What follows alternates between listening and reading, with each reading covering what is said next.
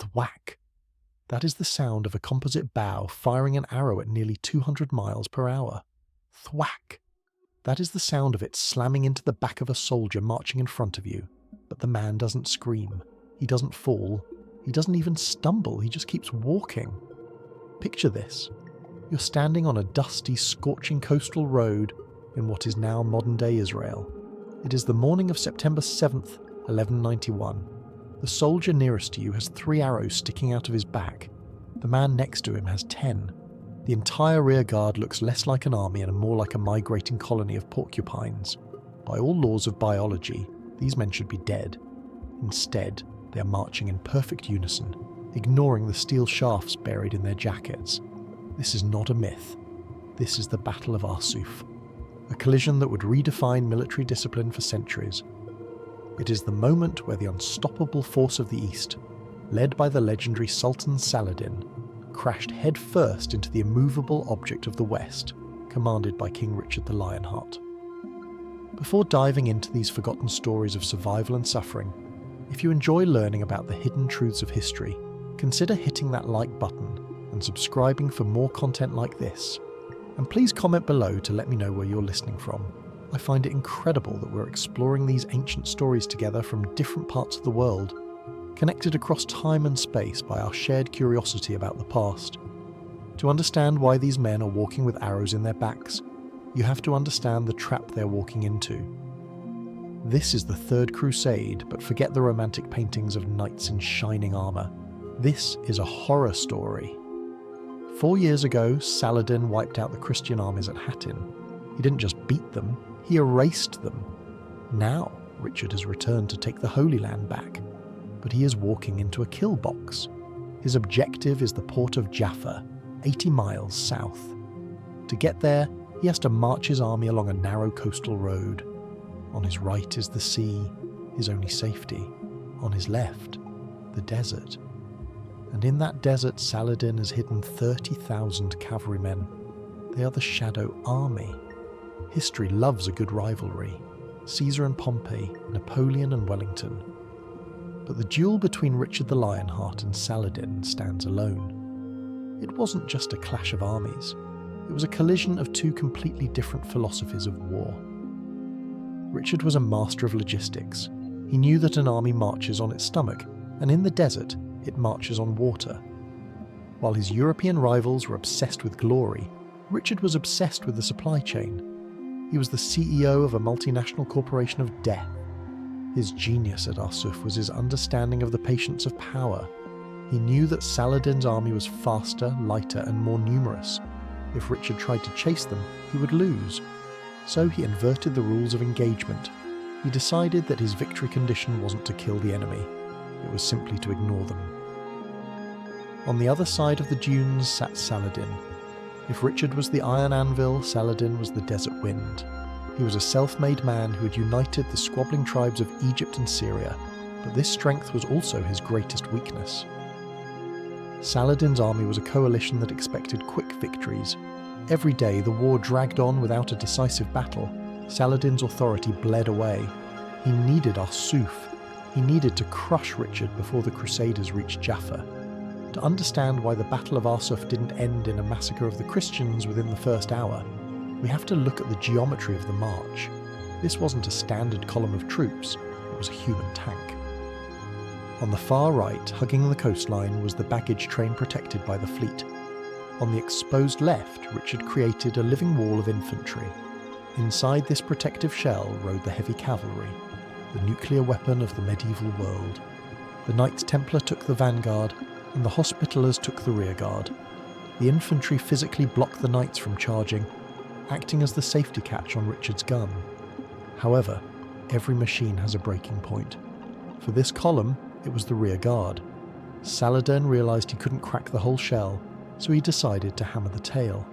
He directed the bulk of his forces against the rear guard, trying to force them to stop and fight, which would create a gap in the line. The men holding this suicide post were the Knights Hospitaller, led by Grand Master Garnier de Nablus. Imagine being a Saracen archer on that day. You are arguably the most skilled marksman of your age. You have spent the entire morning firing arrow after arrow into the backs of the Christian infantry. And nothing is happening. The targets aren't falling. They are just absorbing your ammunition like a sponge. This invincibility wasn't a miracle, it was material science. The real hero of Arsuf was the humble garment known as the gambeson. It was constructed from up to 30 layers of linen or wool. When a light arrow from a Turkish composite bow struck this dense mat of fibre, the energy was dispersed instantly. The arrowhead would snag in the stuffing before it could touch the skin. However, there is a flip side to this protection. Physics demands a trade-off. The gambeson stopped the arrows, but it trapped the heat. The inside of a Crusader's armour was a blast furnace. The temperature could easily reach 50 degrees Celsius. Dehydration was a faster killer than the Saracen arrows. Saladin saw this. He realised his arrows were useless at long range. If he wanted to crack the shell, he had to get closer. He ordered his men to switch to scimitars and maces. They rode right up to the Crusader line, so close that the Christians could see the whites of their eyes. The shadow army was no longer a shadow, it was a physical weight. By mid-afternoon, the heat had peaked. Inside the rear guard, Garnier de Nablu was watching his order bleed to death. The Saracens were swarming like angry hornets, hamstrunging the Hospitallers' horses. To a knight, a horse was not just an animal, it was his tank. Garnier couldn't take it anymore. He wrote to a messenger and said, "Sire, we are being pressed violently and are in danger of eternal infamy. We must charge." The message was relayed to Richard. The king's response? Wait. Richard saw that the main body of Saladin's army was still manoeuvring. He wanted a massacre, not a reprieve, so he sent the order back. Patience. You must endure. Minutes passed like hours. Another wave of arrows, another dozen horses screaming. Garnier sent a second message. "Sire, we are losing everything. Let us charge." Again, the message came back.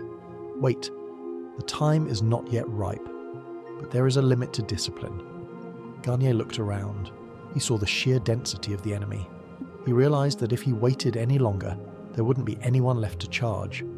The chain of command was holding by a single thread, and then it snapped. It started with 2 men. Whatever plan Richard the Lionheart had drawn up, it evaporated in a single second. Garnier de Nablus and another knight named Baldwin de Caram could not wait another heartbeat. With a roar, they shouted St. George and spun their horses around. They burst out of the protective infantry screen and slammed directly into the Saracens. When the rest of the Hospitallers saw their Grandmaster charge, the dam broke instantly. They didn't wait for orders. Every single knight in the rear guard wheeled his horse and followed. The reaction moved up the line like a bolt of electricity. Then the French charged, then the Poitevins, and finally, the Knights Templar. King Richard, riding near the centre, must have felt a flash of pure terror. His army was breaking formation. But Richard was a genius of improvisation. He didn't try to stop the avalanche, he rode the landslide. He signalled for the entire army to commit. The Lionheart drew his sword and galloped into the fray. What happened next was a collision of physics that the medieval world had rarely seen. 17 minutes. That is roughly how long it took for the entire centre of Saladin's army to cease to exist as a cohesive fighting force. To understand why, we have to talk about the physics of a heavy cavalry charge. A warhorse and rider weighed nearly 2,000 pounds combined. When that mass accelerates to 30 miles per hour, it generates terrifying kinetic energy. The Crusader knights used a technique called couching, locking the lance tightly under their armpit. When they hit the Saracen line, they didn't just stab the enemy, they exploded them. The Saracen light cavalry, caught flat-footed, had no chance. Their lighter horses were knocked sideways. The lances of the Crusaders punched through shields and chainmail. It was a scene of absolute carnage. The dust kicked up by thousands of hooves created a blinding fog of war. In that choking grey cloud, the only things that mattered were the thunder of hooves and the screams of the dying. Saladin's secretary wrote that the charge was like an earthquake. The Saracens tried to fight back with scimitars, but their weapons were designed for speed, not for stopping a freight train. In less time than it takes to eat lunch, the Shadow Army was shattered. But as the Crusaders drove deeper, a new danger emerged. the knights began to scatter, chasing the fleeing enemy into the forest of Arsuf. Richard saw this immediately. He knew that if they entered the trees, they would be ambushed. He had to do the hardest thing a commander can do in the heat of victory. He had to stop it. Richard ordered the army to stop. Imagine the scene. You're a knight with blood pumping in your ears, but you hear the trumpets blasting the signal for halt. It takes a terrifying amount of discipline to pull back on the reins in that moment, but they did it. Richard forced the scattered units to reform their lines, and just in time, Saladin struck back with a vicious counterattack. But because Richard had regrouped, the Crusaders were ready. Richard launched a second wave, a calculated sledgehammer blow. Then, when Saladin tried one last time, Richard answered with a third wave. This punch, regroup, punch rhythm broke Saladin's army completely. The Sultan's troops fled the field for good. When the sun finally dipped below the horizon on September 7th, the noise stopped. For the soldiers of the Third Crusade, it was relief, but for the man sitting in his tent a few miles away, the silence was deafening. Saladin was devastated. Contemporary accounts describe the Sultan in a state of profound shock. He wept. He had done everything right, and yet he had lost. One of his emirs told him, "We could do nothing." Their armour was like a shell of iron. They stood like walls, and when they charged, they struck like demons. The Battle of Arsuf shattered the myth of Saladin's invincibility. Across the lines, Richard walked the field. The cost of victory was becoming clear. Saladin lost over 7,000 men. The Crusaders lost fewer than 700. But Richard was looking at a different statistic. He was looking at the horses.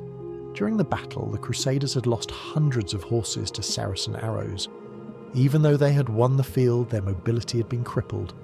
He had smashed Saladin's face, but in doing so, he had broken his own knuckles. In the end, the Battle of Arsuf stands as a masterclass in military history. It proved that a disciplined force could shatter a numerically superior army. Richard had done the impossible. He had secured the coast and opened the path to Jerusalem. But history is rarely a fairy tale. Despite the crushing victory, Richard never reconquered Jerusalem. He realized a cold, hard truth. He could take the city, but he couldn't keep it. Most of his army were pilgrims who would leave, and Saladin would simply retake it. So, the Third Crusade ended not with a bang, but with a handshake. The Treaty of Jaffa allowed unarmed Christian pilgrims to visit the Holy City, but Jerusalem remained under Muslim control. It was a compromise that satisfied no one. Richard sailed for home, and Saladin died shortly after, his empire fracturing. Yet, strangely, Arsuf bound them together forever, the iron wall and the desert wind. Arsuf teaches us that in war, discipline is the only true shield. It teaches us that winning the battle is not the same as winning the war. If you found this deep dive into the Battle of Arsuf fascinating, you're going to love this next video. We explore the Siege of Acre, the brutal precursor to this battle. Click here to watch it now. And before you go, I have a question for you. In the end, who do you think was the greater leader? Richard, for his tactical genius, or Saladin, for his strategic patience? Let me know in the comments below. I'll see you in the next one.